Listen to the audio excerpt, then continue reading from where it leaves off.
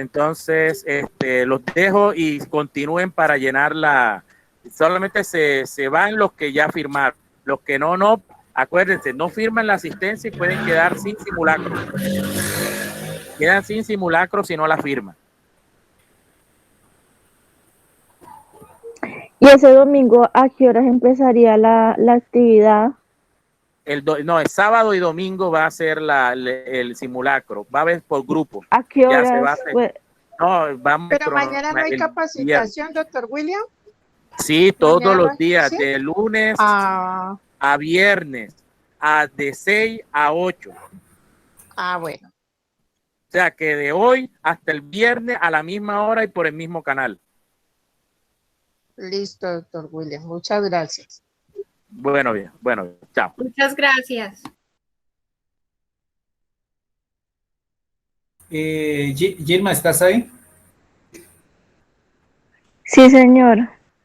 Gilma, mira yo ya hice la prueba, o sea, yo voy a estar pendiente hasta las 9, pero igual si yo me salgo, en el momento que el último de ustedes se desconecte, la grabación finaliza automáticamente. O sea que si de pronto, después de las 9 que yo me desconecte, si alguien, eso sí encontré el error, que si alguien de pronto intenta entrar, creo que ninguno de ustedes le puede dar entrada. Porque a las 9 me saldría. Entonces, pues traten de aprovecharla ahorita para que no se queden más de las 9 por si de pronto alguno de su grupo se sale después de que yo... ¿Sí me entienden el problema? Sí, señor. Empezamos ya la sesión, esperamos hasta las 8:30, ¿cierto? No, 9. A las 9 yo me saldría, o sea, yo no finalizo la sección, sino el hecho de que yo me salga, por decir algo, yo me salgo a las 9 y a Gilman se le sale la conexión y trata de entrar, nadie le puede dar ingreso porque porque yo hice una prueba y no le permite. Entonces yo dejo aquí abierto, pero el computador queda ahí, la sección abierta. Entonces pueden ustedes arrancar con su exposición. Perdón, compañeritos, ¿y la exposición de qué es? Perdón. Es que nosotros, el grupo 4, teníamos 2 temas pendientes que no se expusieron y entonces ya los trabajamos para exponerlos ahorita, que es la parte de código mentiras, acoso laboral y derecho a la asociación. Ya, gracias, compañeritos. Bueno, que les rinda, yo me salgo para no interrumpirlos más, voy a apagar micrófonos. Gilma, ¿empezamos o esperamos hasta las 8:30? No, esperemos, porque hagámosle, porque qué tal que día que haya, se me vaya la luz, se le vaya la luz a alguien, o se le internet a alguien y quedamos aquí sin ver nadie. Entonces acláralo porque tú dijiste a las 8:30. ¿Y por qué no la arrancan de una vez si estamos ahí en el grupo todavía? Sí, porque es que acá creo que está Héctor, ¿no? Está Héctor, está... No, yo vi que se salieron. Por eso acá está Héctor. Acá está Héctor. Ya, sí está, yo vi que se salió. No, ahí está Héctor. Sí, y esto, Jennifer, ¿quién más es de acá? Jennifer, Ángela, esta chica, ¿cómo se llama? Marisela, Melissa.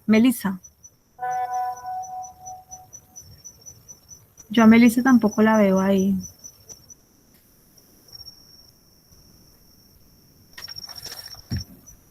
Ay, se quedaron todos callados, ¿qué pasó? Estamos esperando. Sí, pero es que nos habían dicho que era las 8:30, entonces como algunos no los veo ahí, me preocupa.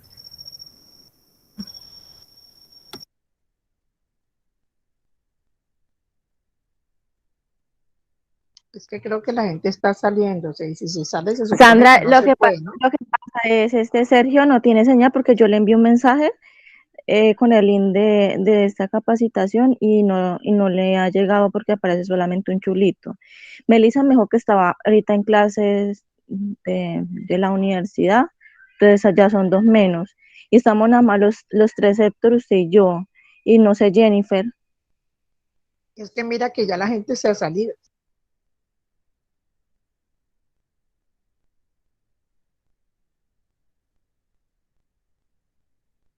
Entonces la única que faltaría sería Jennifer, porque pues Sergio en Pailas no veo que tenga señal. Y Melissa me dijo que estaba como ocupada.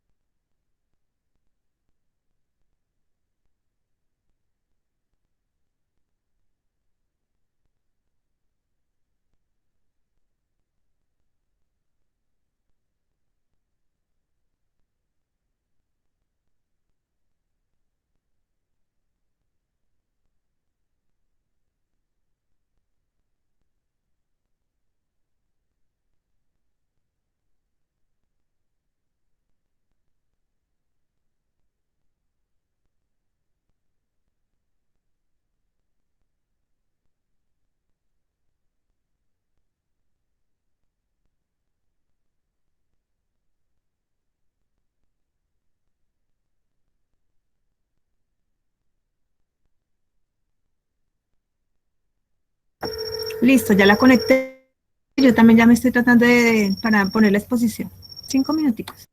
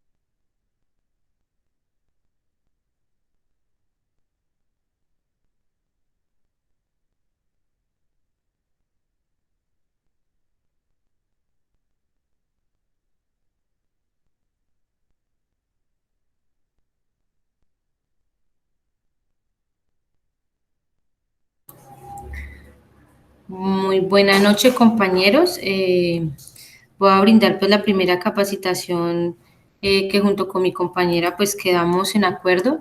Voy a tocar el tema del acoso laboral. Entonces, ustedes me indican si ya pueden ver la presentación. Todavía no sabe. Sí, ¿Todavía no? No.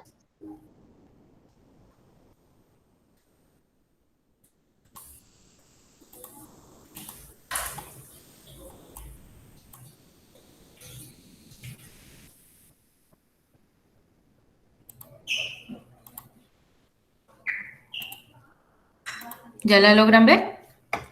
sí, señora. Listo. Sí.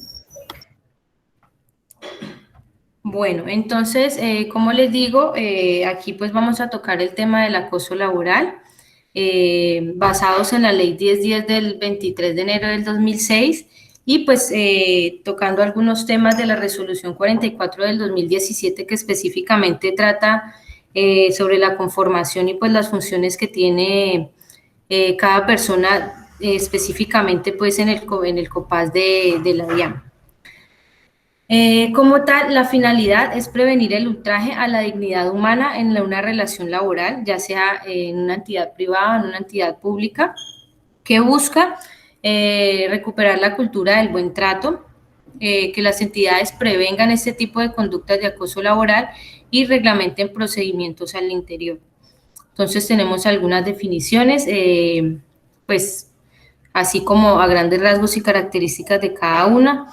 La conducta debe ser persistente y demostrable, ejercida sobre el empleado, el empleador, el jefe o superior jerárquico inmediato o mediato, o compañeros y subalternos. Ahorita vamos pues a evidenciar los niveles que se muestran en esta parte del acoso laboral. Eso por el sector público. Bueno, y cuya finalidad es producir miedo, intimidación, terror, angustia, perjuicio laboral o desmotivación en el trabajo, hasta pues obtener algunas veces la renuncia de la persona víctima. La Ley 1010 del 23 de enero del 2006 reglamenta en Colombia la conducta relacionada con el acoso laboral con el objeto de definir, prevenir y sancionar toda conducta de ultraje contra la dignidad humana en una relación pública o privada laboral. El Ministerio de Protección Social expidió diversas resoluciones para prevenir los riesgos psicosociales, que entre estos pues se evidencia también lo del acoso laboral, y conformó pues los comités de convivencia laboral, ECOPAS, y procedimiento para prevención de conductas o acoso. El acoso laboral pues también es llamado el mobbing en inglés. A su vez, el Ministerio de Cultura expidió diversas resoluciones en las que se establece el procedimiento para el trámite de denuncias relacionadas con acoso laboral para la conformación de los comités de convivencia cuyos integrantes cambian cada 2 años. Y cuando se hace, pues se va a acabar ese lapso de tiempo de las personas integrantes, tiene que hacerse antes de 2 meses de acabarse pues el lapso de los 2 años de los que están en ese momento en el COPAS. Modalidades, entonces están los destinatarios. Modalidades: el maltrato laboral, la persecución, la discriminación, el entorpecimiento laboral. Sucede también cuando, por ejemplo, la entidad o el mismo jefe inmediato no nos brinda las herramientas necesarias, eso hace parte del entorpecimiento, no quiere brindar, o sea, nos arrebata el derecho de como tal las herramientas bases para poder suplir o trabajar eficientemente y eficazmente sobre la tarea. Inequidad laboral y desprotección laboral. Entonces encontramos el sujeto activo, que son los autores del acoso, cualquier servidor público o pues en caso tal trabajador en la entidad privada que tenga relación de dependencia o de subordinación. No se aplica a relaciones derivadas de contratos estatales o convenios con instituciones académicas. Y ya encontramos el sujeto pasivo, que es directamente la víctima del acoso. Participantes: el acosador, o por así decirlo, el victimario, el acosado, que es la víctima, y los espectadores, que también entrarían a jugar un papel importante, porque quien mira como ese tipo, quien es espectador, también hace parte y es partícipe del acoso laboral, porque no lo denuncia o no lo menciona de alguna u otra manera. Niveles: entonces está el descendente, que es el acoso laboral pues vertical de tipo descendente. El acosador está en un nivel jerárquico superior al de la víctima. Es lo que pasa pues cuando un jefe acosa a un miembro de su equipo. Encontramos el ascendente, que el acosador está en un nivel jerárquico inferior al de la víctima, como tal, pues de que, por ejemplo, nosotros seamos jefes y ya por así decirlo, una persona que está a nuestro mando comienza este tipo de acosos. El acoso horizontal, que ya es entre compañeros, entre pares. Y el mixto, pues que como su nombre lo indica, puede ser tanto de pares, puede ser de niveles inferiores, de pronto al cargo que uno obtenga, o a nivel ascendente.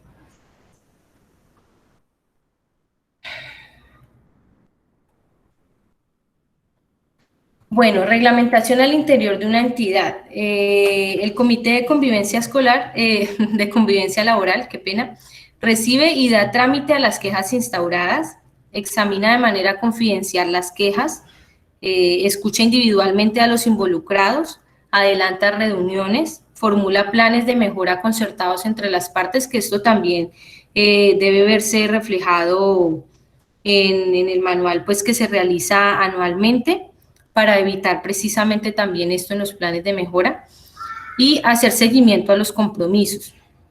Se presentan recomendaciones, informes trimestrales e informes anuales de los resultados anuales. Interesado, si no concilia, puede acudir a las acciones judiciales, penal, fiscalía o administrativas. En este caso, pues, leyendo la resolución 44 del 2017, que es la exacta para la DIAN, se evidencia que ellos en un apartado indican que si de pronto no se da trámite como tal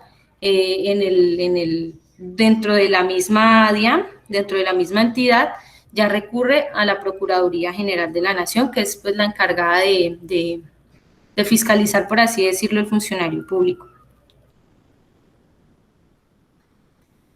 Procedimiento interno. Entonces, el Comité de Convivencia Laboral debe elegir un presidente, que es el que convoca las sesiones, el que preside las reuniones, el que tramita ante la administración las recomendaciones aprobadas y gestiona los recursos necesarios a la alta dirección. Y ya, como tal, el secretario es el que se encarga de tramitar, por así decirlo, todas las cuestiones del acoso, que es el que recibe y tramita las quejas, envía la convocatoria, cita individualmente a las partes. Esto, en esa resolución 44 se evidencia que tiene que hacerse en un lapso de 5 días, cita conjuntamente a los funcionarios involucrados, responde por el archivo, elabora orden de día de actas, envía comunicaciones con recomendaciones, cita a reuniones de seguimiento y es el encargado también de elaborar los informes y ya darle toda la información directamente al presidente. Procedimiento interno. El funcionario que se sienta acosado debe informar por escrito al COPAS.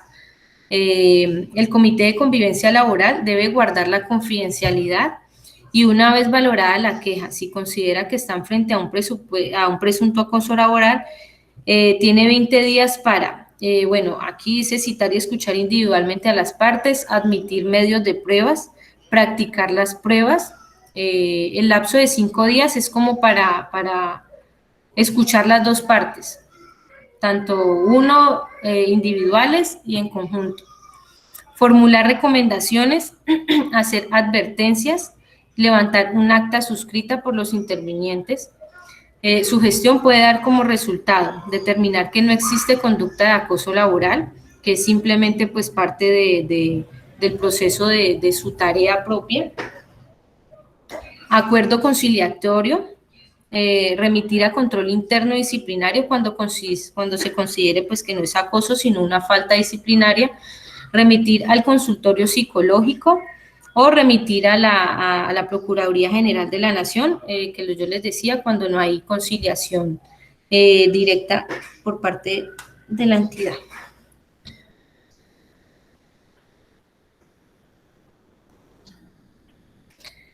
Bueno, las diferencias entre una acción disciplinaria y un acoso laboral. Como acción disciplinaria puede causarse un irrespeto, ya como un acoso laboral puede ser una agresión, actos de violencia, puede causarse ya como un maltrato, amenazas, puede considerarse ya como ultraje, y pues de pronto ya hay en la revisión pues de todos ellos para que podemos pasar esto. Prácticas de prevención, consolidar canales de comunicación efectiva, análisis de procesos, subprocesos, actividades y funciones, resortes institucionales, agotar conductas regulares, difusiones, evitar relaciones cerradas laborales y la organización requerida. En la ley 1010 se evidencia pues que allí también aparece que cuando se evidencia que realmente es un acoso laboral y que por ello causa una enfermedad, ya también la ARL entra a gestionar como tal eso como una enfermedad provocada también por acoso laboral. Comportamientos del acosador, ataques verbales, insultos, ridiculización, críticas injustificadas, desacreditación profesional, amenazas constantes, sobrecarga de trabajo, aislamiento social, falsos rumores, acoso sexual, no tener en cuenta de pronto los problemas físicos o pues las diferencias físicas y problemas de salud, y entre esas agresiones físicas. Comportamientos del acosado. Síntomas, está pues los trastornos del sueño, los dolores, síntomas psicosomáticos del estrés, empezamos a somatizar, que ahí es donde comienza a provocarse lo de la enfermedad también por causa del acoso laboral, pérdida de memoria, crisis nerviosa, síndrome de fatiga crónica, depresión o afectaciones de relaciones familiares. Rol del Comité de Convivencia Laboral. Está pues como tal provocar, por así decirlo, en la entidad este tipo de pautas como de respeto y protección. El respeto pues como un derecho fundamental, invitados pues al diálogo, y la protección ya pues a los bienes jurídicos ya tutelados, la dignidad y el buen trato, el trabajo en condiciones dignas y justas, que pues esto ya se evidencia como tal pues en la norma de normas que en la Constitución.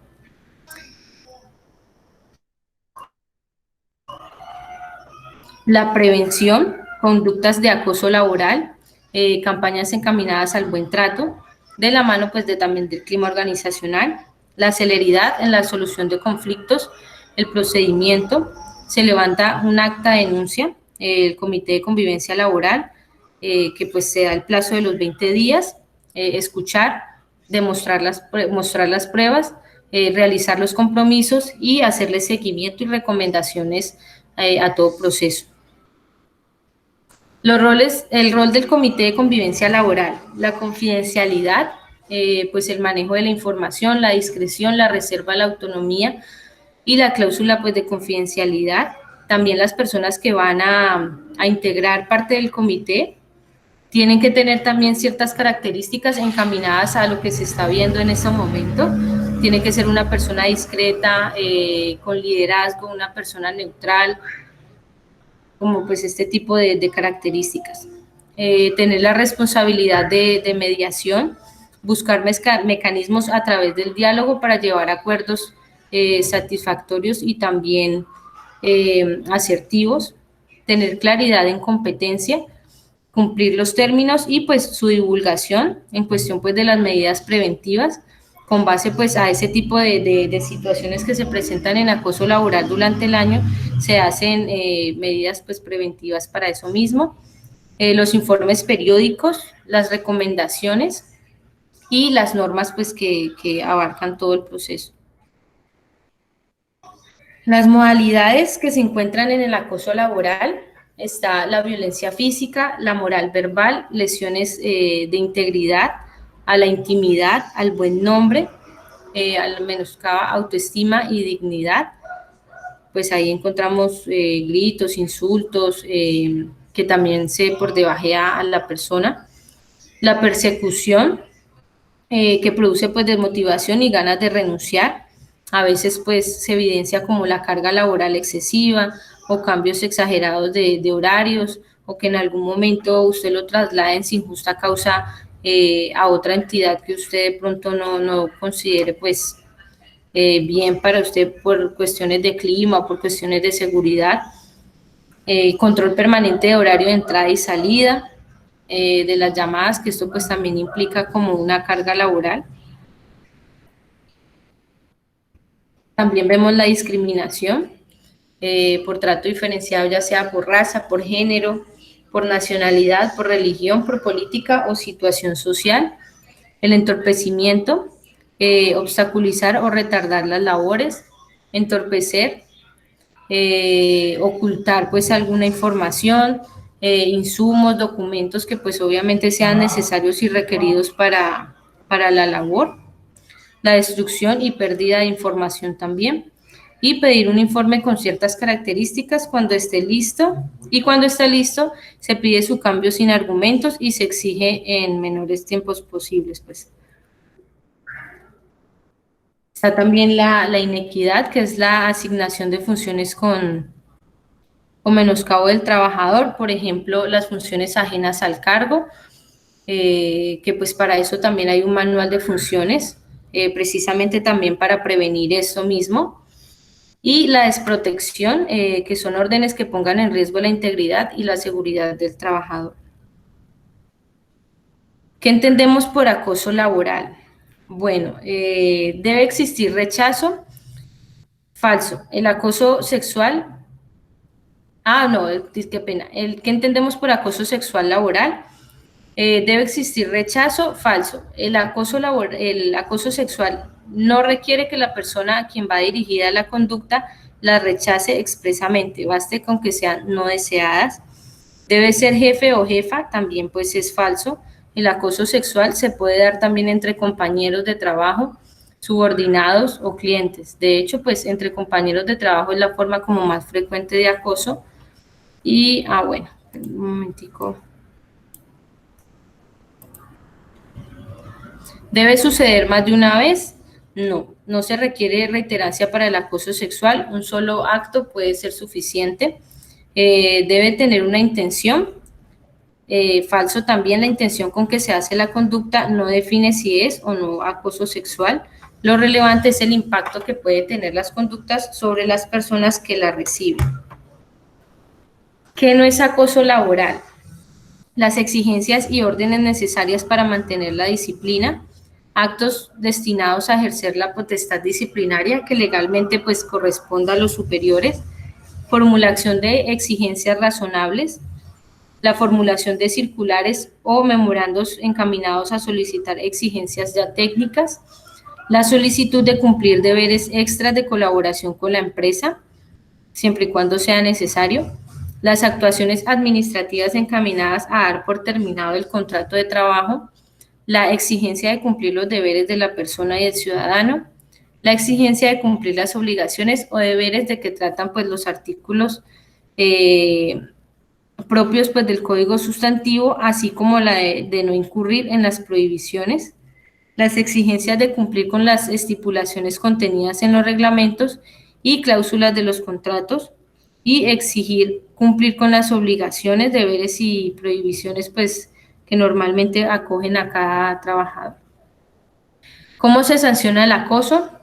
Es una falta disciplinaria gravísima según el Código Disciplinario, cuando su autor sea un servidor público, puede producir la terminación del contrato de trabajo sin justa causa.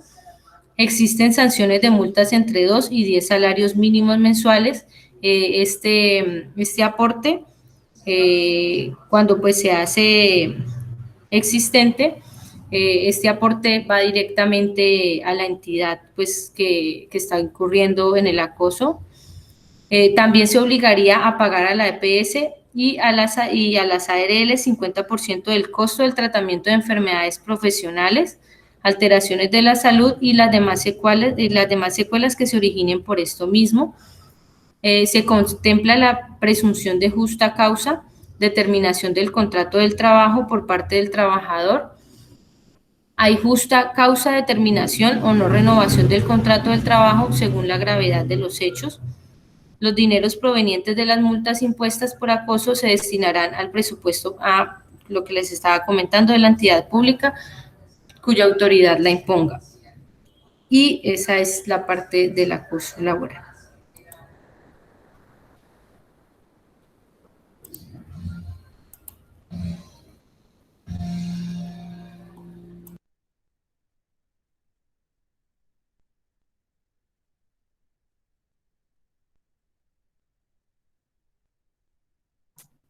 Muchas gracias, Jennifer.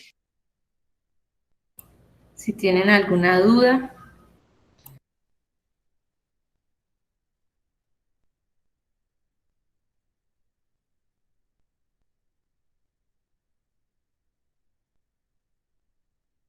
Listo, ya voy yo.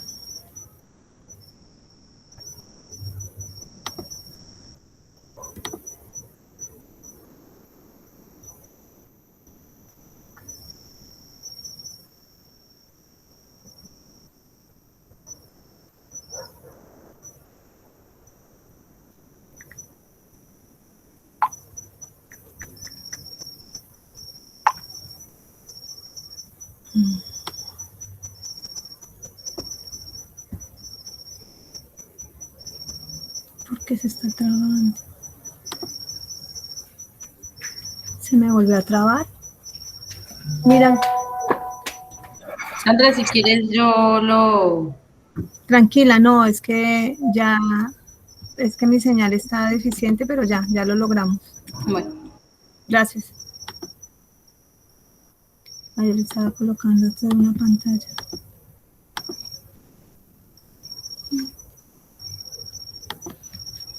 ¿Ya me ven? Nena, no. Ya. ¿Ya? Señora, ya. Ah, listo. Y para acá, ¿cierto? Listo, bueno. Esta presentación, tuve contacto con alguien de la DIAN, del sindicato, pero pues ellos dicen que básicamente pues le dan cumplimiento a la norma, ya lo que son las excepciones donde dan como los beneficios, pues ya es como muy de ellos, ¿cierto? No es que no se pueda saber, no. Entonces lo que hicimos fue encaminarla básicamente a lo que es la norma. Entonces, si de pronto de los que están, alguien me puede apoyar o en algo, pues bienvenido. Entonces iniciemos. Derecho a asociación. ¿Qué es el derecho a asociación? Es un derecho fundamental consagrado en el artículo 38 de la Constitución, que permite a todas las personas unir esfuerzos con otros individuos que persigan propósitos o intereses semejantes a los suyos, mediante la creación de una nueva persona ficticia de carácter colectivo, que la ley denomina persona jurídica. Bueno, básicamente lo que es el derecho a asociación, todos los sindicatos está consagrado en la Constitución y en el Código Sustantivo. Fundamentos y bloque constitucional del derecho de asociación. Artículo 38 y 39 de la Constitución, artículo 20 de la Declaración Universal de Derechos Humanos, artículo 21 del Pacto Internacional de Derechos Civiles y artículo 16, Convención Americana. El artículo 39 de la Constitución. Los trabajadores y empleadores tienen derecho a constituir sindicatos o asociaciones sin intervención del Estado. Su reconocimiento jurídico se producirá con la simple inscripción del acta de constitución. Las características de este derecho a asociación: la participación de varias personas, un fin común de carácter permanente, la creación de un nuevo sujeto de derechos y obligaciones distintos a los asociados. ¿Qué carácter tienen? Carácter voluntario, es de carácter relacional y es instrumental. ¿Qué significa? Que no hay obligación a hacerlo, que esta reunión, este conjunto de personas tienen el compromiso de ayuda mutua a través de un mismo canal. Recuerden que cuando en los sindicatos ellos siempre lo que piden, no siempre todos, pero la mayoría, es para el conjunto, ¿no? Esté sindicalizado o no. Asociación sindical. El derecho a asociación sindical en Colombia es un derecho fundamental, el cual constituye una modalidad del derecho de libre asociación, como quiera que aquel consiste en la libre voluntad o disposición de los trabajadores para constituir formalmente organizaciones permanentes que los identifique y los una en defensa de los intereses comunes, de profesión o oficio, sin autorización previa, de carácter administrativo, o a la injerencia o intervención del Estado o de los empleadores, conforme al artículo 39 y 55 de la Constitución. La libertad sindical. El derecho de todos los trabajadores sin discriminación ni distinción alguna para agruparse. La facultad de constituir y organizar estructural y funcionalmente las referidas organizaciones y conformarlas automáticamente como personas jurídicas sin la injerencia, intervención o restricción del Estado. Es también libertad sindical el poder de las organizaciones de trabajadores de determinar el objeto de la organización, condiciones de admisión, permanencia, retiro o exclusión de sus miembros, régimen disciplinario interno, órganos de gobierno y representación constitucional,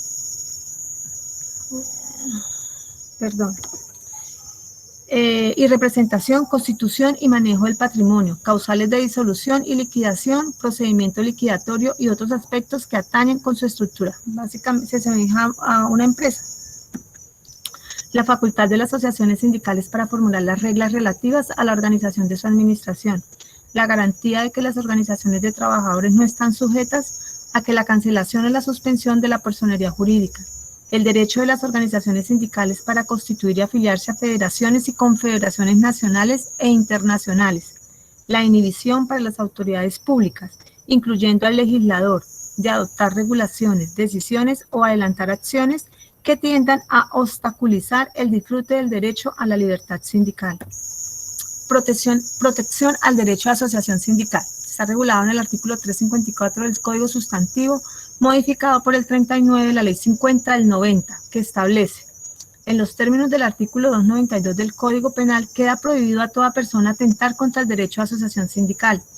Toda persona que atente en cualquier forma contra el derecho a asociación sindical será castigada cada vez que una multa equivalente al monto de 5 a 100 veces el salario mínimo mensual más alto vigente, que le será impuesta por el respectivo funcionario administrativo del trabajo, sin perjuicio de las sanciones penales a que haya lugar. Pues esto es todo, esto es como el final de todo un debido proceso, porque pues va la queja, que mi jefe me molesta porque soy sindicalizado. Entonces esto es un debido proceso, ¿no? Antes de llegar a hacer uso de esta protección. Considérense como actos atentatorios contra el derecho a asociación sindical por parte del empleador: obstruir o dificultar la afiliación de su personal a una organización sindical, despedir, suspender o modificar las condiciones de trabajo de los trabajadores en razón de sus actividades encaminadas a la fundación de las organizaciones sindicales, negarse a negociar con las organizaciones sindicales que hubieran presentado sus peticiones de acuerdo con los procedimientos legales, despedir, suspender o modificar las condiciones de trabajo de su personal sindicalizado, con el objeto de impedir o difundir el ejercicio del derecho a asociación, y adoptar medidas de represión contra los trabajadores por haber acusado, testimoniado o intervenido en las investigaciones administrativas tendientes a comprobar la violación de esta norma. Titulares del derecho a asociación. Artículo 39.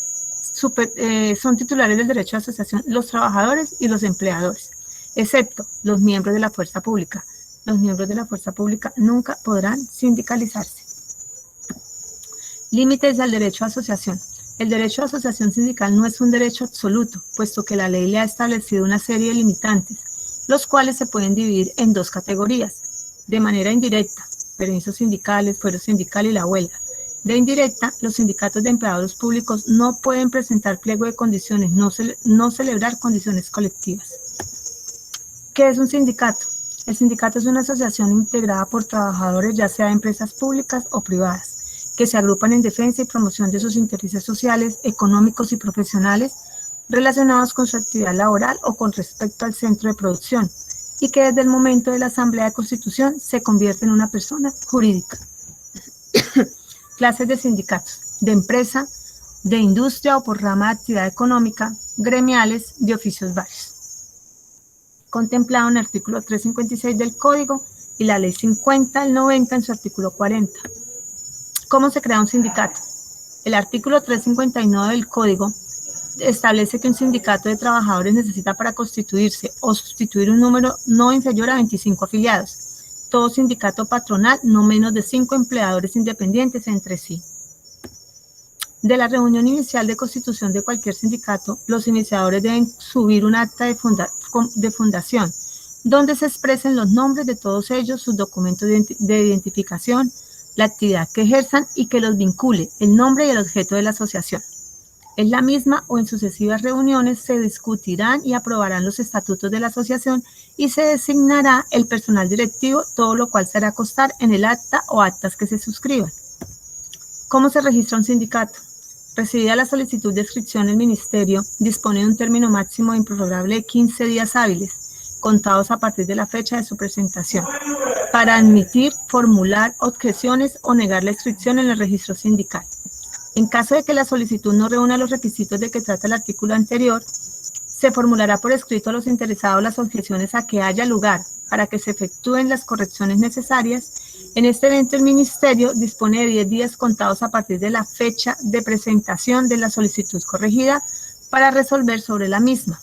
Vencidos los términos de que tratan los numerales anteriores, el Ministerio, sin que el Ministerio se pronuncie sobre la solicitud formulada, la organización sindical quedará automáticamente inscrita en el registro correspondiente. Aquí les dejo una inquietud, pues no es directamente del tema, pero para efectos de estudio debemos de tener claridad qué son días hábiles y cuando la ley no manifiesta que son hábiles, ¿cómo los contamos? Bueno, ahí cierro el paréntesis. Causales para negar la inscripción en el registro sindical. Cuando los estatutos de la organización sindical sean contrarios a la Constitución Nacional, a la ley, cuando la organización sindical se constituya como un número de miembros inferior al exigido en la ley. ¿Qué es el fuero sindical? Modificado según el artículo 405 del Código. Es la garantía de que gozan algunos trabajadores de no ser despedidos ni desmejorados en sus condiciones de trabajo, ni trasladados a otros establecimientos de la misma empresa o a un municipio distinto, sin justa causa, previamente calificada por el juez de trabajo. ¿Quiénes están amparados con el fuero? Los fundadores de un sindicato desde el día de su constitución hasta 2 meses después de la inscripción en el registro sindical, sin exceder de 6 meses. Los trabajadores que con anterioridad a la inscripción en el registro sindical ingresen al sindicato, para quienes el amparo rige por el mismo tiempo que para los fundadores. Los miembros de la junta directiva y sus directivas de todo sindicato, federación o confederación de sindicatos, sin pasar de 5 principales y 5 suplentes, y los miembros del comité seccional, sin pasar de un principal y un suplente. Este amparo será efectivo por el tiempo que dure el mandato y 6 meses más. 2 de los miembros de la comisión estatutaria de reclamos que designen los sindicatos, las federaciones o confederaciones sindicales, por el mismo periodo de la junta directiva y por 6 meses más, sin que pueda existir en una empresa más de una comisión estatutaria de reclamos. Ahí acaba mi presentación. ¿Listo? Gracias. Ay, ahora no sé si hay algún comentario. Esto es pues Gilma, que es nuestra coordinadora, pues esto fue lo que nosotros quisimos complementar. Todavía nos falta un tema, no sé qué vamos a hacer con él, Gilma, que sí me parece delicado, que es el disciplinario. ¿Qué nos puedes decir? Pues no sé, don William me dijo que nos íbamos a dedicar en las competencias, que esta semana había unas capacitaciones de control disciplinario que nos iba a enviar para que estuviéramos viendo esas capacitaciones, porque yo le dije igualmente que era preocupante, porque por ejemplo nos salen como en varios, a mí me salen como en 3 ejes, Sí, Y ahorita me di cuenta que usted tiene el eje principios constitucionales. no. A mí me sale también ese, me sale como en 4 ejes ese régimen disciplinario, aunque yo ya he leído, pues ya como 2 veces y con un compañero estuvimos pues dialogando y él me explicaba cosas porque pues es difícil de entender.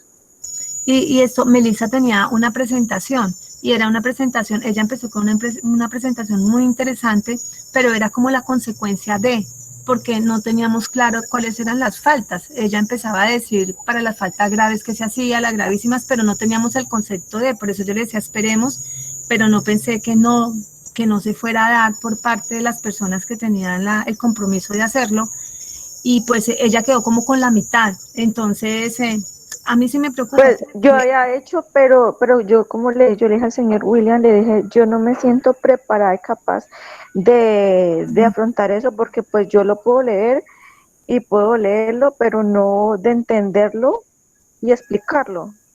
Yo le dije a él, si creería que eso debería manejarlo pues ya un abogado o Sí, como él mismo no, dice, una persona que maneje control interno y sabe de esos casos, pero por ejemplo yo que nunca he manejado eso y hasta ahorita estoy leyendo la norma, para mí es complicado. sí, sí, es que ahí habla de sanciones y todo. Y será posible que de pronto tú coordines la presentación que tenía Melissa, pues para que ella no pierda su trabajo. Yo sé que la instrucción de él es que vamos a trabajar competencias, pero de pronto si él autoriza que ella nos la regale y nosotros pues por lo menos tenemos algo de idea y leerlo. Pero Porque como tú dices, es una parte porque la otra parte es la mitad. es la mitad.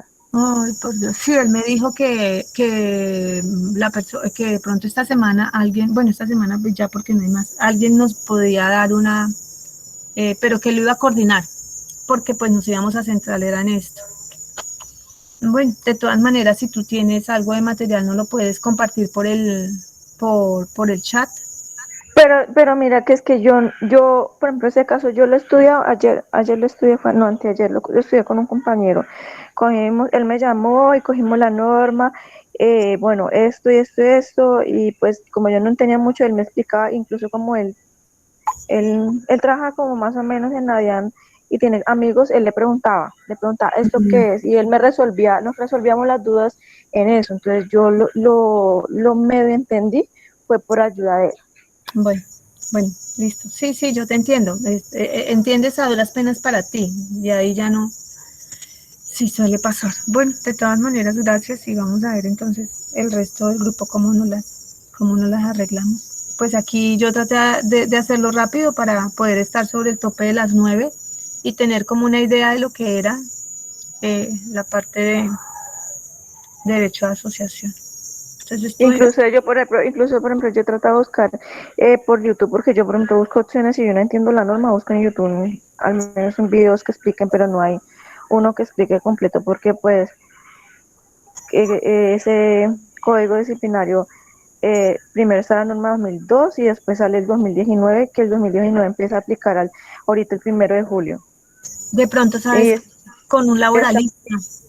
está muy reciente pues la norma y pues sí la explican, pero ya personas que saben del tema, que ya saben la norma del 2002 y dicen qué modificaciones hay ya con la norma 2019, pero por ejemplo uno que no tiene nociones pues queda Sí, como perdido. sí, señora. Sí, sí, pues esa era como mi inquietud. Listo. No sé, tú qué más tengas que decirnos. Pues don William me dijo que ya paramos las exposiciones a Sí, nivel grupo, porque sí, queda señora. solamente hacer la exposición a nivel general y queda Falto solamente las yo. competencias y valores. Sí, Bueno, ya ahí, sí. Eso también me dijo él, ahora rato. Listo. Entonces, si llegamos a encontrar algo o alguna cosa, pues nos las pasamos por el WhatsApp del grupo y nos apoyamos. Yo pues voy. igualmente si ustedes me dicen, bueno, qué tema estamos como débiles y es, por ejemplo, yo he tratado de, pues algunas cosas que yo le envío a Melissa o yo le pregunto a Melissa y nosotros nos sacamos de duda. Igualmente yo tengo otro compañero, pero ese sí es como misional, pero entonces nosotros lo que tenemos como competición básicas iguales, nosotros nos estamos evaluando nosotros entre nosotros los dos mismos. Por ejemplo, hasta el día cogimos gestión documental, luego otro día cogíamos IPG, ahorita cogimos atención al usuario, cogimos código disciplinario, entonces competencias que tenemos como igual, nosotros los evaluamos nosotros entre los dos.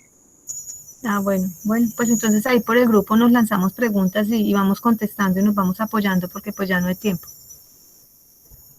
¿Cierto? Sí. Sí, es verdad. Bueno. Bueno, pues yo creo que a las 9 ya se acaba, ¿cierto? Faltan 5. Ahorita nos toca estudiar lo que nos dejó de tareas, William, para poder mañana avanzar más. Bueno, gracias, yo me desconecto. Hola, si me Chao. permiten hacer la exposición. Ah, sí, tú la tienes ahí, entonces si quiere puede presentarla, ya que dijo Luis que la dejaba ahí prendida. Toca es que no podamos salirnos ninguno porque después no podemos ingresar. Bueno, Listo, los demás tienen el tiempo para escucharme.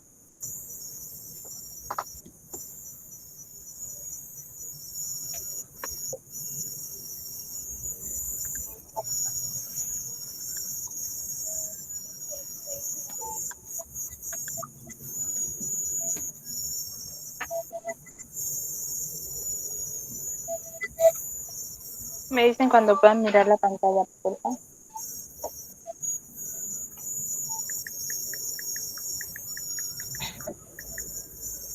Ya aparece.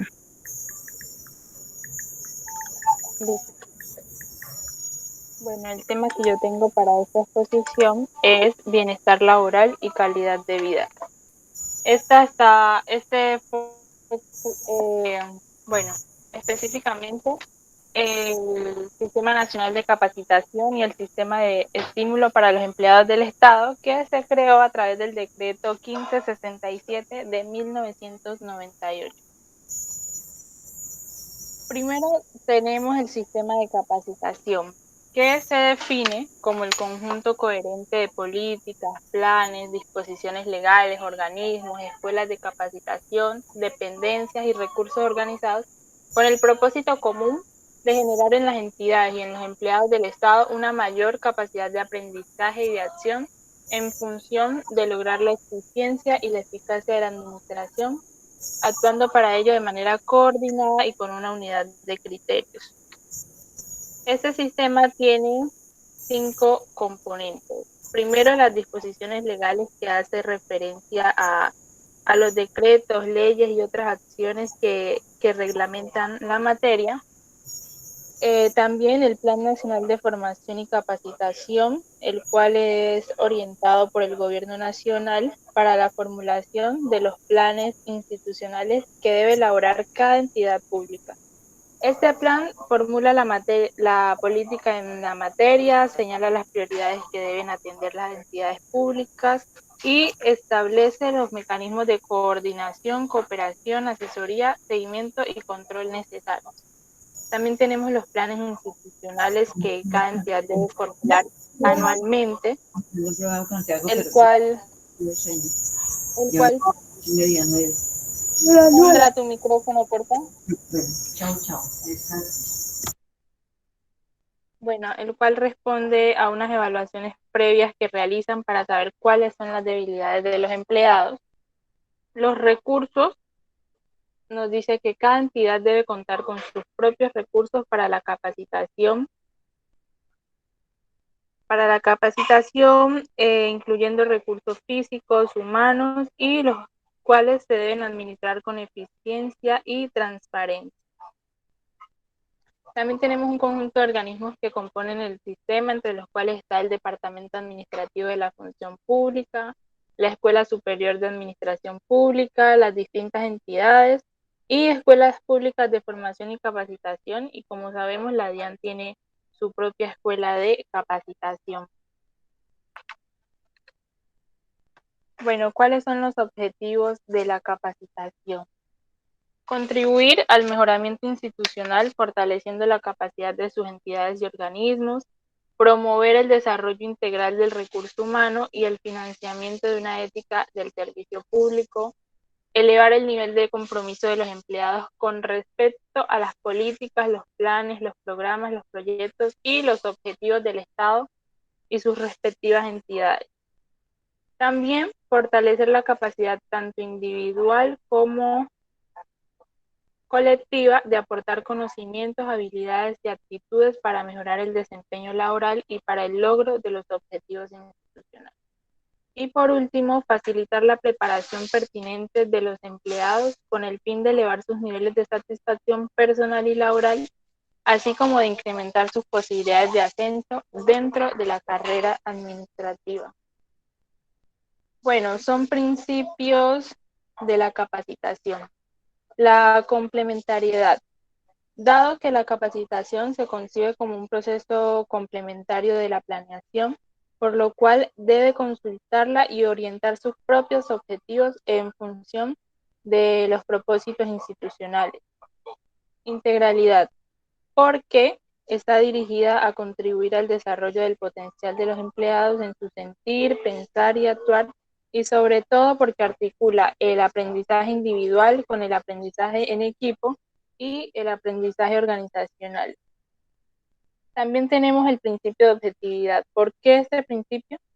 Porque la formulación de políticas, planes y programas de capacitación deben o tienen que ser la respuesta a diagnósticos de necesidades de capacitación previamente realizados utilizando procedimientos e instrumentos técnicos, y la norma menciona que estos deben ser propios de las ciencias sociales y administrativas.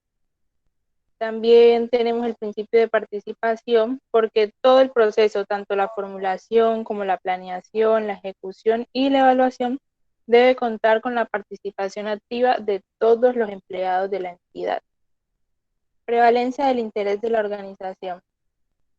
Las políticas y los programas de capacitación responden fundamentalmente a las necesidades que tiene la organización. El principio de integración a la carrera administrativa. Allí nos dice que la capacitación que se recibe por los empleados debe ser valorada como antecedentes en los procesos de selección, de acuerdo con las disposiciones que hayan sobre la materia. Profesionalización del servicio público. Los servidores públicos, de manera independiente de su tipo de vinculación con el Estado, podrán acceder a los programas de capacitación y de bienestar que adelante la entidad, atendiendo a las necesidades y al presupuesto asignado. En caso tal de que haya poco presupuesto y no, por así decirlo, no alcance para todos, se da prioridad a los empleados con derechos de carrera administrativa. El principio de economía nos dice que en todo caso se debe buscar el manejo óptimo de los recursos destinados a la capacitación. El principio del énfasis en la práctica nos dice que la capacitación se debe impartir siempre privilegiando el uso de metodologías que hagan énfasis en la práctica, en el análisis de casos concretos y en la solución de problemas específicos de la entidad. O sea que las capacitaciones no deben quedarse solamente en la parte teórica, sino que también deben avanzar a la práctica. Continuidad. Bueno, este principio nos dice que especialmente en aquellos programas y actividades que por estar dirigidos a impactar en la formación ética y a producir cambios de actitudes, requieren acciones a largo plazo. Continuamos con el programa de inducción y reinducción. El currículo básico de estos programas debe ser diseñado por la Escuela Superior de Administración Pública, de acuerdo con las políticas que imparte el Departamento Administrativo de la Función Pública. Los planes institucionales de cada entidad de manera obligatoria deben incluir estos programas de inducción y reinducción. Bueno, el programa de reinducción es un proceso dirigido a iniciar al empleado en su integración .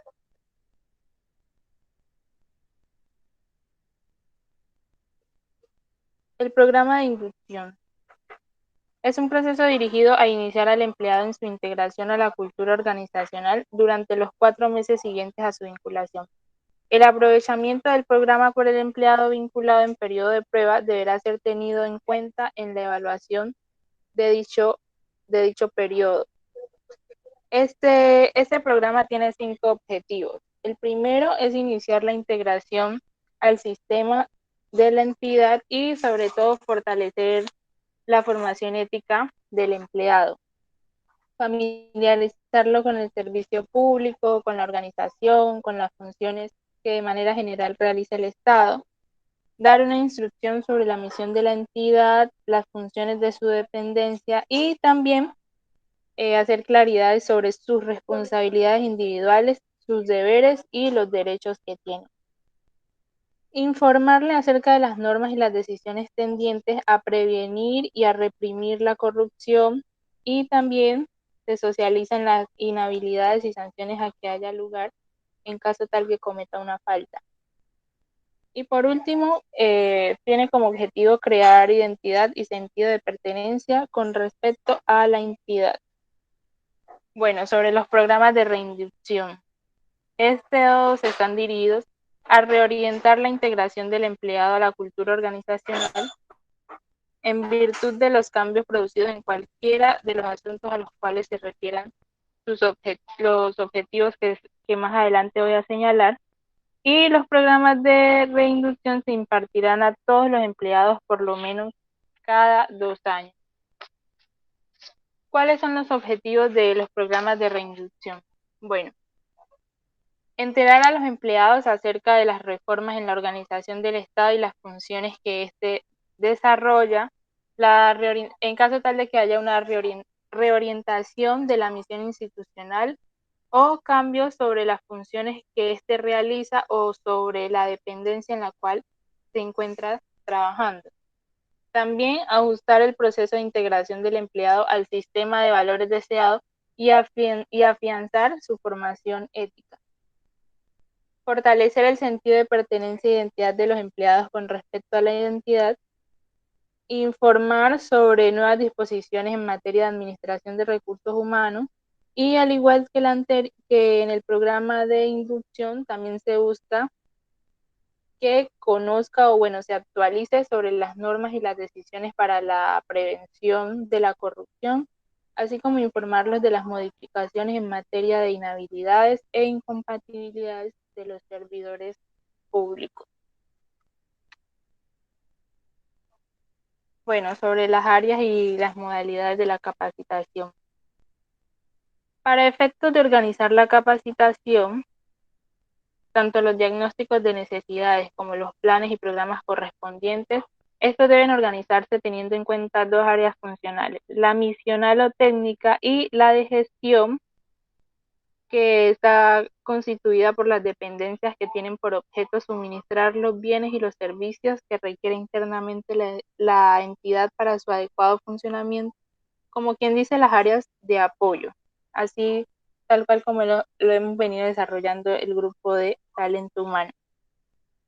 Bueno, las modalidades de la capacitación. La capacitación podrá impartirse bajo las modalidades que respondan a los objetivos, los principios y las obligaciones que se señalan en el presente decreto y se pueden realizar dentro o fuera de la entidad. Ahora vamos a ver algunas de las obligaciones de las entidades. Bueno, en primer medida, identificar las necesidades de capacitación utilizando para ello instrumentos técnicos que detecten las deficiencias colectivas e individuales en función del logro de los objetivos institucionales. Formular con la participación de la Comisión de Personal el plan institucional de capacitación siguiendo los lineamientos generales impartidos por el Gobierno Nacional. Establecer un reglamento interno en el cual se fijen los criterios y las condiciones para acceder a los programas de capacitación. Incluir en el presupuesto los recursos suficientes para los planes y programas de capacitación, esto de acuerdo con las normas que se puedan aplicar en materia presupuestal. También programar las actividades de capacitación y facilitar a los empleados su asistencia a las mismas. Establecer previamente, para efectos de contratación, las condiciones que quienes vayan a prestar este servicio deben satisfacer en cuanto a costos, contenidos, metodologías, objetivos, duración y criterios de evaluación. Llevar un archivo de la oferta de servicios de capacitación de organismos públicos como de entes privados, en el cual se indiquen la razón social, las áreas temáticas que cubren, las metodologías que emplean, así como observaciones evaluativas acerca de la calidad del servicio prestado a la entidad. Evaluar en conjunto con la comisión de personal el impacto del plan de capacitación adoptado y aplicando para ello instrumentos técnicos y, por supuesto, involucrando a los empleados. Presentar los informes que soliciten el Departamento Administrativo de la Función Pública y la Escuela Superior de Administración Pública. Ejecutar sus planes y programas con el apoyo de recursos humanos, de sus recursos humanos o de otras entidades, de sus centros de capacitación o los del sector administrativo al cual pertenecen, de la Escuela Superior de Administración Pública o de establecimientos públicos o privados legalmente autorizados. También se puede hacer con personas naturales o jurídicas de reconocida idoneidad. Diseñar los programas de inducción y de reinducción a los cuales se refiere este decreto. Bueno, estas son las obligaciones de las entidades. Ahora vamos a ver las obligaciones de los empleados. Bueno, participar en la identificación de las necesidades de capacitación de su dependencia o equipo de trabajo, participar en las actividades de capacitación para las cuales haya sido seleccionado y rendir los informes correspondientes a que haya lugar, aplicar los conocimientos y las habilidades adquiridos para mejorar la prestación del servicio a cargo de la entidad. En caso tal de que así se le designe, pueda ser agente capacitador dentro o fuera de la entidad cuando se requiera. Participar activamente en la evaluación de los planes y programas institucionales de capacitación, así como de las actividades de capacitación a las cuales asista. También es su obligación asistir a los programas de inducción o reinducción según sea su caso. Bueno, ahora vamos a ver el sistema de estímulos para los empleados del Estado. Por medio del artículo 13 de esta ley se establece el sistema de estímulos, el cual está conformado por el conjunto interrelacionado y coherente de políticas, planes, entidades, disposiciones legales y programas de bienestar e incentivos que interactúan con el propósito de elevar los niveles de eficiencia, satisfacción, desarrollo y bienestar de los empleados del Estado en el desempeño de su labor y de contribuir al cumplimiento efectivo de los resultados institucionales. Bueno, ¿cuáles son las finalidades del sistema de estímulos? Garantizar que la gestión institucional y los procesos de administración del talento humano se manejen integralmente en función del bienestar social y del desempeño eficiente y eficaz de los empleados. Proporcionar orientaciones y herramientas de gestión a las entidades públicas para que construyan una vida laboral que ayude al desempeño productivo y al desarrollo humano de los empleados. Estructurar un programa flexible de incentivos para recompensar el desempeño efectivo de los empleados y de los grupos de trabajo de las entidades. Facilitar la cooperación interinstitucional de las entidades públicas para la asignación de incentivos al desempeño de los empleados excelentes, al desempeño excelente de los empleados. Bueno, el sistema de estímulo también tiene sus fundamentos, así como el sistema de capacitación tiene unos principios. Aquí encontramos la humanización del trabajo.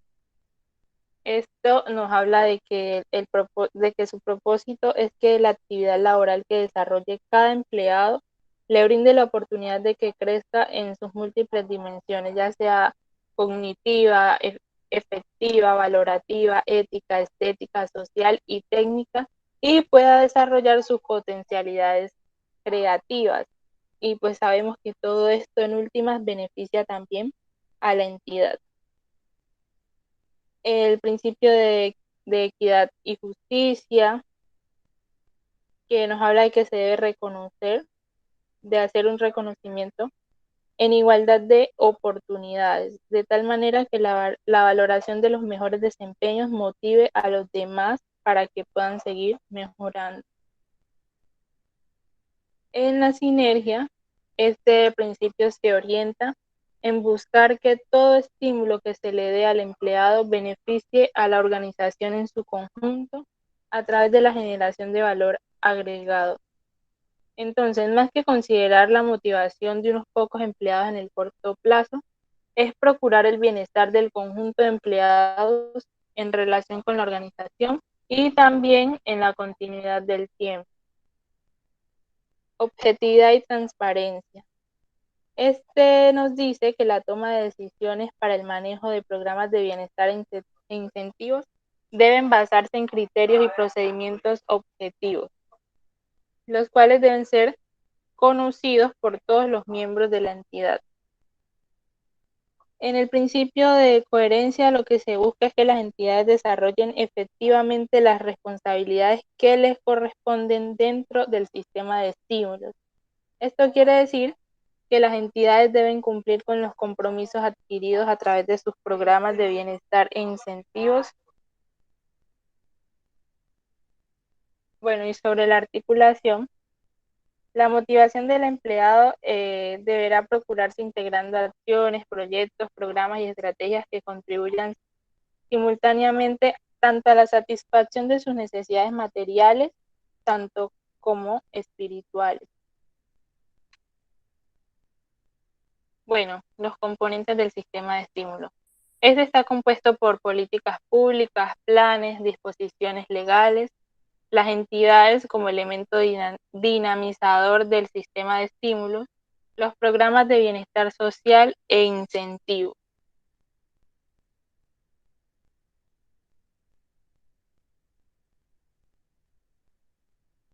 Competencias y responsabilidades. Bueno, al Departamento Administrativo de la Función Pública tiene la responsabilidad de ejercer la dirección del sistema y para ello formulará las políticas de administración pública, de desarrollo del talento humano y de bienestar social que den una orientación al sistema. También brindará asesoría sobre la materia y fomentará la coordinación interinstitucional para el diseño y la ejecución de los programas. Las entidades públicas de protección y servicios sociales. Estas facilitarán mediante convenios sus servicios y programas especiales para el desarrollo de los programas de bienestar social e incentivos que diseñen las entidades públicas. Las entidades públicas, tanto del orden nacional como del orden territorial, actuarán con autonomía administrativa en el marco de las disposiciones vigentes para diseñar en su interior y poner en marcha, en coordinación con otras entidades del sector, sus respectivos programas de bienestar social y de incentivos. También son responsables los comités institucionales e interinstitucionales de los empleados, los cuales deben participar en el diseño y en la ejecución de los programas. Bueno, ahora los programas de bienestar social. Estos deben organizarse a partir de las iniciativas de los servidores públicos como procesos permanentes orientados a crear, mantener y mejorar las condiciones que favorezcan el desarrollo integral del empleado, el mejoramiento de su nivel de vida y el de su familia. Asimismo, deben permitir elevar los niveles de satisfacción, eficacia, eficiencia, efectividad e identificación del empleado con el servicio de la entidad en la cual labora. Bueno, para el proceso de gestión de los programas de bienestar debe cumplir con algunas fases, pasos, etapas, como lo queramos llamar. La primera tiene que ver con el estudio de las necesidades de los empleados y de sus familias. Esto con el propósito de establecer prioridades y seleccionar alternativas de acuerdo con los lineamientos señalados en las estrategias de desarrollo institucional y en las políticas que disponga el gobierno nacional. Bueno, luego debe diseñar los programas y proyectos para atender las necesidades detectadas, ejecutar los programas en forma directa o mediante contratación con personas ya sean naturales o jurídicas, o a través de los organismos encargados de la protección, la seguridad social, los servicios sociales, según sea la necesidad que se tenga o la problemática que se necesite resolver. Y por último, evaluar y hacer un seguimiento a los programas adelantados para verificar la eficacia de los mismos y decidir sobre si deben hacerse ajustes, modificaciones o deben continuar tal cual como están. Bueno, es necesario resaltar que en este proceso de gestión se debe promover la participación activa de los empleados para la identificación de las necesidades, también en la planeación, en la ejecución y en la evaluación de los programas. Bueno, el sistema de estímulos está compuesto por 2 programas. El primero son los proyectos de calidad de vida laboral, el cual tiene entre sus finalidades propiciar condiciones en el ambiente de trabajo que favorezcan el desarrollo de la creatividad, la identidad y la participación y la seguridad laboral de los empleados de la entidad, la eficacia, la eficiencia y la efectividad en su desempeño. Contribuye también a desarrollar los valores organizacionales en función de una cultura del servicio público, en donde prime la responsabilidad social, la ética administrativa, de tal forma que se genere un compromiso institucional y haya sentido de pertenencia e identidad.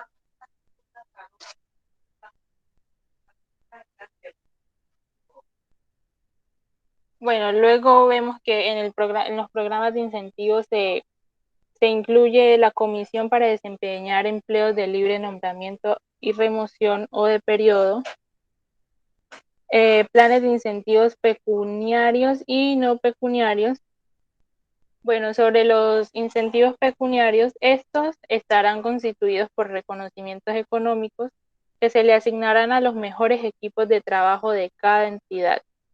Dichos reconocimientos económicos serán hasta de 40 salarios mínimos mensuales legales vigentes en las entidades de los órdenes nacionales y territoriales, de acuerdo con la disponibilidad de recursos que tenga la entidad. Bueno, en los planes de incentivos no pecuniarios, estos están conformados por un conjunto de programas flexibles dirigidos a reconocer los individuos o los equipos de trabajo por un diseño productivo en los niveles de excelencia. ¿Cuál es la clasificación de los planes de incentivos no pecuniarios? Bueno, en esto se incluyen los siguientes: ascensos, traslados, encargos, comisiones, becas para educación formal, participación en proyectos especiales, publicación de trabajos en medios de circulación nacional e internacional, reconocimientos públicos a la labor meritoria, financiación en las investigaciones, programas de turismo social, puntaje para adjudicación de vivienda y otros que establezca el gobierno nacional. Cada entidad debe seleccionar y asignar los incentivos no pecuniarios para el mejor equipo de trabajo y para sus empleados de acuerdo con los criterios, los requisitos, la organización y los procedimientos que establezca el gobierno nacional. Bueno, algunas generalidades sobre el plan de incentivos.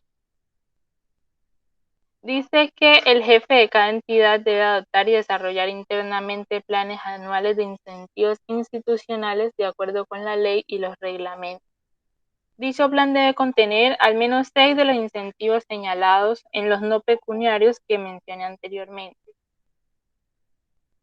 En cuanto a la forma de acto y recurso, dice que los actos administrativos mediante los cuales se le conceda a un servidor los incentivos deben estar motivados y contra ellos no procede ningún recurso. En las consideraciones generales para la asignación de incentivos, vemos que las entidades deben observar las siguientes consideraciones. Primero, la selección y la asignación de incentivos deben basarse en los registros e instrumentos objetivos para medir el desempeño meritorio. En todo caso, los criterios de selección considerarán la evaluación del desempeño y los resultados del trabajo del equipo como medidas objetivas de valoración. Cada empleado seleccionado tiene derecho a escoger el reconocimiento de su preferencia dentro de los planes de incentivos diseñados por la entidad en la cual labora. Siempre debe hacerse efectivo el reconocimiento que se le haya asignado por el desempeño en niveles de excelencia, y todo empleado con desempeño en niveles de excelencia debe tener conocimiento por parte del superior inmediato. Reconocimiento, y este debe efectuarse por escrito y anexarse a la hoja de vida. Bueno, los recursos, como mencioné anteriormente, cada entidad pública debe incluir en su presupuesto recursos para el plan de incentivos. En cuanto a las prohibiciones, los incentivos pecuniarios y no pecuniarios concedidos a los empleados en desarrollo de programas de bienestar social e incentivos no pueden tener por objeto modificar su salario. Aquí dice los regímenes salariales y prestacionales de los empleados. Es importante resaltar que las personas vinculadas a las entidades como provisionales pueden participar en los programas de capacitación y también en los programas de bienestar social, ellos y sus familias, pero no pueden participar, no pueden estar incluidos en los planes de incentivos. Bueno, por acá yo encontré un plan de incentivos de la DIAN para el 2018. Tiene su objetivo general, objetivos específicos, la cobertura del plan, el objetivo táctico con el cual está asociado. Y mira que hay en la página de la DIAN, creo que está uno actualizado del 2020, algo así. El único que está subido ahí. Lo revisé, pero ese está muy cortico, o sea, ese está como incompleto, parece un borrador. Por eso escogí este de 2018. Lo raro es que ellos no han subido todos los planes y tienen que subirlos por requisito. Sí. Bueno, vamos a mirar entonces por acá en la página 10 los tipos de incentivos. Bueno, entre los incentivos para crear condiciones favorables al desarrollo del trabajo, tenemos el teletrabajo, el horario flexible, apoyo económico a los servidores con hijos en situación de discapacidad o talento excepcional. Este apoyo económico es por un 78% del salario y se da una vez al año.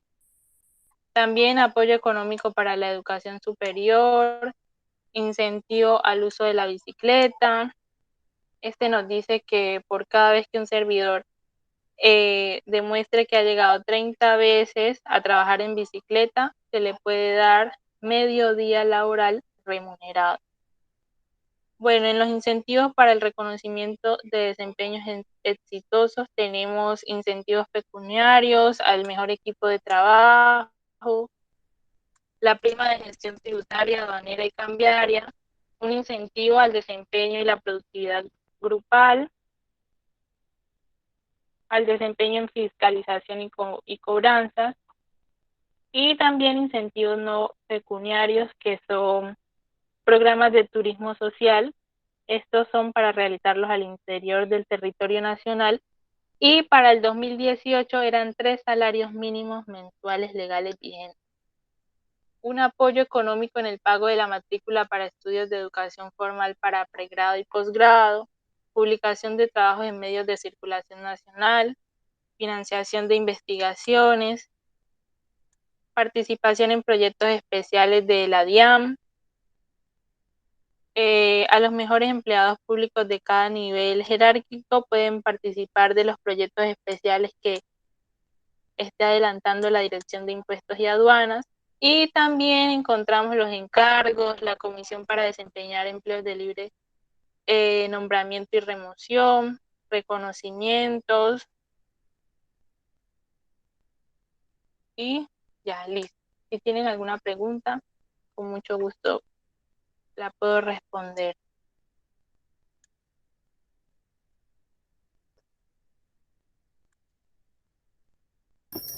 Muchas gracias, me quedó claro.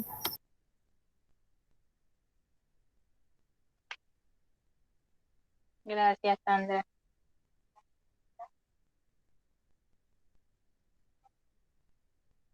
Bueno, entonces ahora sí, yo creo que ya dimos fin a las exposiciones del grupo número 4. Gilma, ¿tiene algo para decir? Compañeros, pues no sé ustedes qué sugieren para los temas que se sienten más débiles. No sé si pues quieren hacer alguna actividad. Pues sería bueno como hacer un derrotero de preguntas, ¿no? Vamos lanzando preguntas y vamos contestando y así nos vamos retroalimentando. O lo que opino yo, no sé, que a partir de mañana saquemos por cada tema preguntas y aquí en el grupo debatimos las preguntas, también puede ser, no sé. ¿De cuáles temas ustedes creen que deberíamos estudiar? Yo creo que lo primero que van a hacer es el régimen disciplinario. Sí, o de cositas así como un repaso rápido de todas de las competencias básicas y ahí luego sí de las específicas, no sé. Pues mira, yo de lo que he repasado, a mí me parece que tenemos que tener mucha claridad sobre la ley de archivo, porque nosotros generamos archivo desde las historias laborales, entonces me parece que eso hay que tener. Pero ¿sabe qué pasa? ¿Sabe qué pasa? Que no solamente la ley de archivo, porque la ley de archivo es muy general. Hay muchos acuerdos que tenemos que leer. Por ejemplo, el acuerdo de comunicaciones oficiales, las tablas de retención, bueno, casi todos los acuerdos que tiene el Archivo General de la Nación, porque esa ley que tú dices, la Ley General de Archivos, es como a nivel general, explica que el Archivo General es el que tiene la función de, pues, de administrar y todo eso, de coordinar todo eso. Pero nosotros vamos a lo que nos van a preguntar son cosas como si estuviéramos ya trabajando, digamos, si estuviéramos en el puesto, nos dijeran, porque pues yo he escuchado en varios grupos que le han hecho ya, por ejemplo, que han pasado la prueba del sector defensa, la territorial, y las preguntas que han hecho es así más o menos las que he podido pues capturar, es por ejemplo, si usted, una muchacha dijo, le hicieron la pregunta, le dijeron, le entregaron un archivo y encontraron unas fotos así que estuvieran por fuera. ¿Usted qué hace con esas fotos? Entonces, yo, por ejemplo, suponiendo que si me dejaron ese archivo y esas fotos, si esas fotos pertenecen a ese expediente, tengo que, si son, y están en documentos pequeños, toca colocarlos en una hoja tamaño oficio, pegarlas, porque todos los documentos que tengan, que son pequeñitos, toca pegarlos a una hoja tamaño oficio, o carta, y colocarlas por orden cronológico, porque una carpeta siempre va a empezar desde la fecha más antigua y terminar con la fecha más reciente. Entonces son cosas así que tiene que uno saber. Que como por ejemplo es la foliación se hace en la parte superior al lado derecho, que no se puede, digamos, si se equivocó, no se puede borrar, solamente se hace, pues se le hace como una raya y se folea al lado de la hoja. Entonces son cosas así que se deben saber. Por ejemplo, lo que usted está haciendo ahorita en el grupo. La pregunta yo la tomé, pues la analizaba bien porque pues usted ya después dice es referente a la información reservada y clasificada, porque cuando usted me dice eliminación de los documentos o ya cuando se suprimen los documentos, me está hablando de tablas de retención. Y por ejemplo, nosotros trabajamos con el archivo de gestión porque pues cuando nosotros terminamos el archivo de gestión, esas transferencias a archivo central y nosotros no hacemos eliminaciones. Eso ya lo hace en archivo central porque pues él de acuerdo con las tablas de retención dirá, bueno, ¿qué tengo que eliminar? Y que ya tengo que dejar de por vida que eso pasa a archivo histórico. Entonces son cosas que no podemos entrar en solamente en una norma, sino en varias. Sí, por eso, pues yo no sé, yo considero que traer así como todas las inquietudes, por ejemplo, de organismos de control que nos van a preguntar mucho, de los organismos que específicamente regulan a la DIAN, cosas así, no sé. O sea, Sí, como muy... eso estábamos, estaba yo con un compañero hablando porque estamos viendo el código disciplinario y estábamos diciendo que quién es que, bueno, en la entidad tiene que haber dos instancias para el régimen disciplinario, ¿sí? Que la primera instancia tiene que, bueno, la primera y segunda instancia tiene que ser en la entidad, pero ya el caso que en la segunda instancia no hubiera como el debido proceso o no se pudiera dar, pasaría ya a ser la personería y si no, pues la personería tiene que ser en la procuraduría. Entonces, la primera instancia, por lo general, entonces viene siendo pues control interno disciplinario. Y ya la segunda instancia, si, no, si es en la misma entidad, ya pasa siendo un nivel más alto de esa persona. Digamos, si no hay más, entonces sería que el director general, que debe ser la segunda instancia de ese proceso. Y si ya, por ejemplo, el proceso no lo puede ser una segunda instancia de la misma entidad, ya pasa a la personería o pasa a la procuraduría. Sí, pero pues no, no sé qué opinen los demás también, si se hace así. Deberíamos tener temas concretos de decir, bueno, estos son los temas que nos sentimos más débil y los debatimos. Lo leemos, lo medio leemos y acá venimos y hacemos una reunión y decimos, bueno, ¿de qué trata esa norma? Y decirnos, bueno, no entendí esto, muchachos, ¿ustedes qué entienden? Entonces, y así, ayudarnos mutuamente.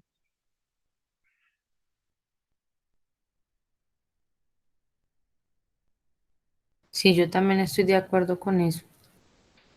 Definir en el grupo como dos temas diarios que se vayan a polemizar o a debatir en el grupo de los que estamos más débiles y hablarlo mañana, a partir de mañana.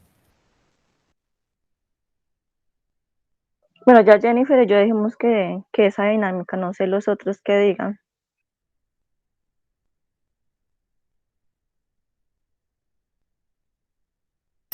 Sí, sí, yo estoy de acuerdo. Creo que trabajamos con William de 6 a 8, ¿cierto? Entonces después repasemos nosotros. Cojamos para mañana un tema entonces y venimos ya preparadas para hacerlo. ¿No les parece para empezar? Porque solamente sería martes, miércoles, jueves y viernes. Porque el sábado ya van a hacer un primer simulacro y el domingo otro. Pues yo creo que es que los otros no están y si no hablan, pues no gastemos aquí tiempo. Ya lo decidimos, si lo hacemos nomás las 3, pues lo hacemos nomás las 3, porque ¿qué podemos hacer? Sí, Entonces toca elegir los temas que pues nos sentimos débiles. Pues ahorita por el grupo los podemos escribir. Escojamos para mañana 2, por ejemplo. Eso. Vean cuáles temas. Escojamos este de la 1755 y esta de a mí también me parece que es importante los derechos de petición. Ay, ¿cómo es que se llama esto? Sistema de petición. La 1755, lo de los derechos de petición. Cierto, ese es de derecho de petición. Y la de archivo, estudiemos esas dos y mañana nos lanzamos así preguntas. Sí, porque igual, por ejemplo, hay el acuerdo 060 del 2001, creo, habla de las comunicaciones oficiales y ese acuerdo tiene algunas como, o sea, se liga pues con la 1755 del 2015, que son pues derechos de peticiones, porque ahí nos habla de cómo se debe recibir un documento, que pues qué características debe tener el documento cuando se recibe, que debe tener pues la entidad. Pero hay una que habla sobre el sistema de peticiones, quejas y reclamos que es a nivel general y que ellos manejan otro tipo de tiempos. Tú dices ¿cuál es en pandemia, el decreto del 2020, pero ahí tenemos que tener en cuenta dos cosas, porque yo eso lo estaba comentando con un compañero, que si la pregunta nos va a decir, si la pregunta dice, en el contexto de la pregunta nos dice, por ejemplo, que salga en pandemia, en los términos, un ejemplo, en los términos de pandemia, Julanito radicó no sé qué. Entonces tenemos que tener en cuenta esa norma en pandemia, pero si ya no nos habla sin pandemia, sin nada, es la ley 1755, porque esa ley de pandemia es transitoria, porque pero todavía está vigente la 1755. Gilma, pero solamente lo ampliaron a 30 días. Sí, o sea, si la pregunta va enfocada y dice que es el tiempo de pandemia, tomamos los 30 días para contestar los derechos de petición. Si no, entonces se toma el anterior.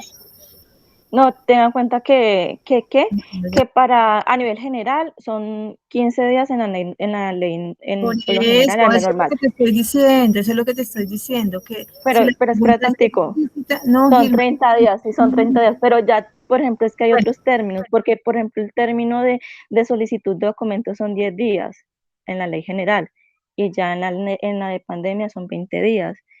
Y ya el otro es consultas, que son 30 días en la ley normal. Vemos con algo mañana a ver cómo nos va y lo vamos puliendo. Entonces, si quieren, mañana estudiemos esos dos temas, repasemos esos dos temas, ley de archivo y el manejo de los derechos de petición. ¿Y cómo vamos a hacer con el link? Ya toca hacerle un link nosotros mismos porque pues no creo que Luis lo haga. Pues pregúntale mañana a William, tú que eres la coordinadora, cómo lo podemos manejar. No, es que lo que pasa es que Luis me dijo que este es el último fue porque me dijo que él está trabajando.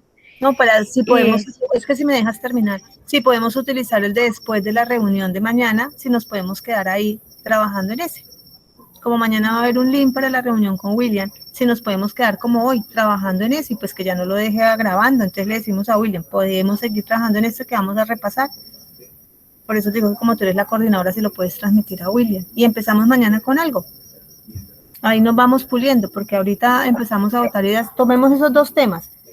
Y ya si mañana lo entendimos, tomamos otra vez otros dos temas. ¿Les parece? Bueno. Sí, Jennifer, porque somos las tres solitas. ¿Listo? Listo, chicas. Que pasen buena noche. Bueno. Hasta luego.